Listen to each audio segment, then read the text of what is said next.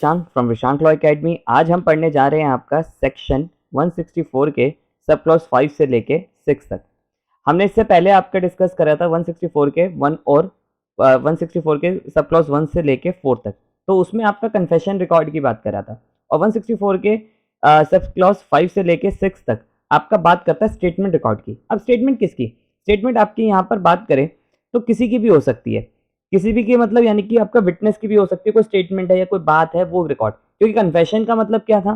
Confession का मतलब था कि जब अक्यूज के थ्रू करा गया हूँ, ठीक है, वॉलंटरी करा गया हूँ और वॉलंटरी के साथ वो अपने क्राइम को मान रहा है, ठीक है। पर यहाँ ऐसा नहीं है, यहाँ पर क्या है कि अपनी कोई बात बतानी है, कुछ है, जैसे कोई विटनेस प्रोसिक्यूशन है और कोई विक्टिम है, ठीक है, विक्टिम है, उसके साथ कोई छेड़खानी हुई या कुछ हुआ, 354 का ऑफेंस हुआ, तो उससे रिलेटेड वो अपने स्टेटमेंट रिकॉर्ड करवाएगी मजिस्ट्रेट के आगे। तो वही होता है 164 हमेशा मजिस्ट्रेट के आगे होता है। अब क्या ये ऑन ओथ होगी? Answer is yes, on oath होती है ये, ठीक है, ऑन ओथ होती है। क्या कन्फेशन ऑन ओथ होता है? आंसर इज नो, कन्फेशन कभी ऑन ओथ नहीं होता। दोनों क्या ड्यूरिंग इन्वेस्टिगेशन होता है? आंसर इज यस, दोनों के दोनों ड्यूरिंग इन्वेस्टिगेशन होता है। और मान लीजिए कोई अगर 164 की स्टेटमेंट में विक्टिम झूठ बोलती हुई पकड़ी जाती है, ठीक है, कि नहीं मैं, वो कहती है पहले मेरे साथ छेड़खानी हुई और कोई प्रूफ आ जाए कि वो झूठ बोल रही है, तो उसके ऊपर 199 और 200 आईपीसी का 199 एंड 200 आईपीसी का ऑफेंस लगता है, ठीक है। चलिए अब एक बार इसे डिटेल में पढ़ते हैं।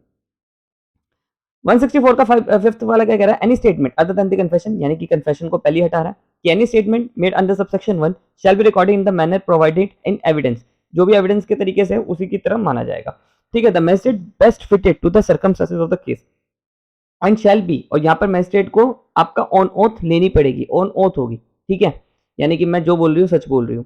तो ये है, सिंपल सी बात है। और 5A में क्या क्या है? देखिए 5A जो है वो बहुत इंपॉर्टेंट है। इसमें कहा गया कि जो आपका औरतों से रिलेटेड ये वाले ऑफेंसेस है कि छेड़खानी, ये वो, कपड़े फाड़ दिए, रेप से रिलेटेड जो जो हो गई ये सब, ठीक है, 509 की ऐसे वर्ड बोले वुमेन को जो उसकी मॉडेस्टी को भंग कर रहे हैं, ठीक है, यानी कि उसकी लज्जा को भंग कर रहे हैं, प्रोस्टिट्यूट ऐसे वर्ड्स बोल दिए, तो वो वाली चीज ये आपका जुडिशियल मैजिस्ट्रेट रिकॉर्ड करेगा of the person whom the offense has been committed in the manner subsection 5, जो subsection 5 में दिया है। अब मान लीजिए इसमें झूठ बोलते हुए पकड़ी जाती है, ठीक है, 164 के सब क्लॉज 5A में जो विक्टिम है वो स्टेटमेंट देती है और वो झूठ बोलते हुए पकड़ी जाती है, तो क्या होगा? उसके ऊपर 199 और 200 का आईपीसी का ऑफेंस रजिस्टर्ड होगा, ठीक है। अब आपको एक बार प्रैक्टिकल नॉलेज से समझाते हैं। देखिए 164 का और कन्फेशन का हमने बताया था कि यहाँ तक, ठीक है, यहाँ तक की स्टेज पे आपका होता है।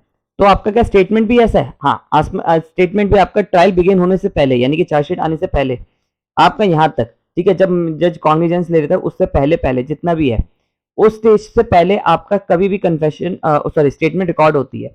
अब ये कब रिकॉर्ड होती है वो देखिए। स्टेटमेंट रिकॉर्ड जो है 5A क्या कहता है? 5A ये कहता है कि जो विक्टिम है, ठीक है, जिसके साथ 354 और इन सब के ऑफेंस हुए हैं, उसको इमीडिएटली आपका पुलिस ऑफिसर, उसको इमीडिएटली पुलिस ऑफिसर कहाँ लेके जाएगा? मजिस्ट्रेट के पास लेकर जाएगा, चाहे उसके पास जुडिक्शन है या नहीं है। हालांकि ये उन मजिस्ट्रेट के पास होता है जिनके पास जुडिक्शन नहीं होता, सेम मजिस्ट्रेट के पास ये नहीं होता, रिकॉर्ड नहीं होता स्टेटमेंट, ठीक है।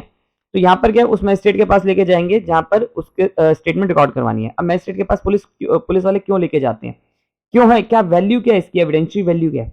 देखिए जो विक्टिम की 164 की स्टेटमेंट 5A के अंडर रजिस्टर्ड होती है उसकी बिल्कुल एग्जामिनेशन इन चीफ जैसी वैल्यू होती है, यानी कि आपका जो अपोजिट काउंसिल है वो इस पे क्रॉस कर सकता है, ठीक है। और ऑन ऑथ होती है तो झूठ बोलते हुए पकड़ी गई तो 199 और 200 का भी ऑफेंस लग सकता है इसके ऊपर। तो इसकी बहुत इंपॉर्टेंस है और ये आपका स्पॉन्टेनियस होता है और बहुत इमिडिएटली होता है, तो इसके कोरोबरेटेड होते ही आपका सजा भी मिल सकती है अक्यूज को। जब शेल्फ प्रेजम्पशन आ जाती है ना उसमें बहुत यूज होता है इसका, ठीक है। तो सिंपली बात आपकी ये करी गई है कि 164 की स्टेटमेंट जो है वो आपका तुरंत रजिस्टर्ड तुरंत हो लेगा, आपका पुलिस वाला के नोटिस में लाएगा, किसके? मजिस्ट्रेट के, ठीक है। मजिस्ट्रेट से कहेगा भैया इसकी स्टेटमेंट रिकॉर्ड कर लो। Provide that if the person the making statement, जो भी स्टेटमेंट मेक कर रहा है टेम्परेरी और परमानेंटली मेंटली और फिजिकली डिसेबल्ड है, तो मजिस्ट्रेट हेल्प ले सकता है आपका इंटरप्रेटर और स्पेशल एडवोकेट, मतलब डिफेंडर में तो एडवोकेटर भी ले सकता है कोई। प्रोवाइड फर्दर, किसी की हेल्प भी ले सकता है। Provide further that is the person making statement temporary mentally physically disabled है, तो यहाँ पर आपका शैल बी वीडियोग्राफिड, और वो सारी क्या होगी? वीडियोग्राफिड होगी, मतलब यानी कि वीडियो बनानी पड़ेगी मजिस्ट्रेट को। Statement recorded sub clause A में, सब क्लॉज ए में जो आपका इसमें रिकॉर्ड हुई है टेम्परेरी ये यूज हुई है, तो इसका क्या है, सबसेक्शन 137 एविडेंस एक्ट कहता है कि क्रॉस एग्जामिन के लिए भी यूज कर सकता है। वही वाली बात आ गई, ये वाली बात भी मैंने आपको समझाई थी।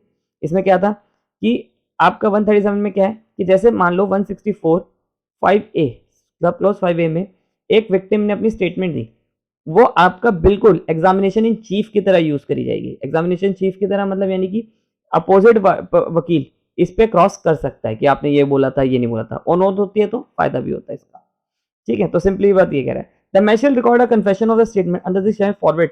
अब ये जो यहाँ मैजिस्ट्रेट, यहाँ इस बात को समझिए, जो मैजिस्ट्रेट आपका कन्फेशन रिकॉर्ड कर रहा है इसके पास जुडिक्शन तो नहीं है, ठीक है। तो ये क्या करेगा, जिसके पास वो मैजिस्ट्रेट की जुडिक्शन है, जो उस केस को ट्रायल करेगा, उसको कॉपी भेज देगा स्टेटमेंट की, ठीक है। स्टेटमेंट की या कन्फेशन की जो भी है उसको रिपोर्ट भेज देगा। आई होप आपको मेरी वीडियो पसंद आई हो। वीडियो पसंद आई हो तो चैनल को सब्सक्राइब करिए।